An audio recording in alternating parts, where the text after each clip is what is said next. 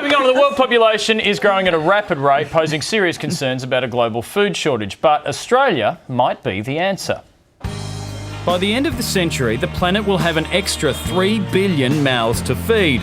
With many countries struggling to feed themselves, Australia has the potential to become a global food superpower. Australia at the moment feeds about 50 million people beyond our shores every year. Australia has the landmass, it has the sunshine, and it actually has quite a lot of water. We believe we can go to 200 million people per year. We provide about $27 billion worth of food into overseas markets. We need to make sure we can continue to increase that. Our biggest customers are the middle classes of our Asia-Pacific neighbours, with over 300 million of them in China alone. That's equivalent to the entire population of the US.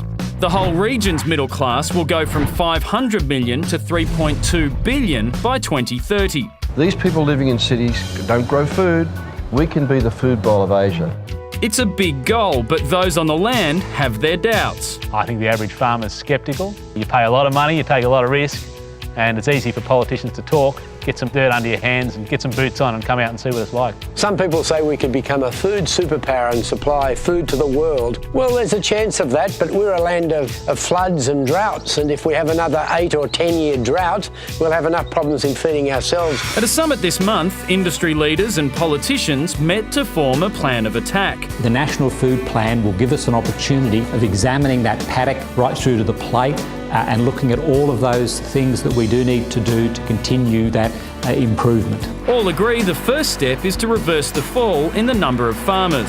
People are shifting out to the mines to work because there's money in it. We've got to attract the smartest and the brightest into agriculture. If we have the right people and people can make money doing it, of course we can produce a whole lot more than what we're producing now. Your average age is about 56. We do need to look at ways we can encourage young people to enter agriculture. Industry leaders recommend better management of existing resources, especially water, consolidation of manufacturers, improvement of the supply chain from farm to port, pressure on China to lower our export tariff, and better marketing of our Aussie brand, both here and overseas. Do more to support farming, make them heroes. Buy Australian produce.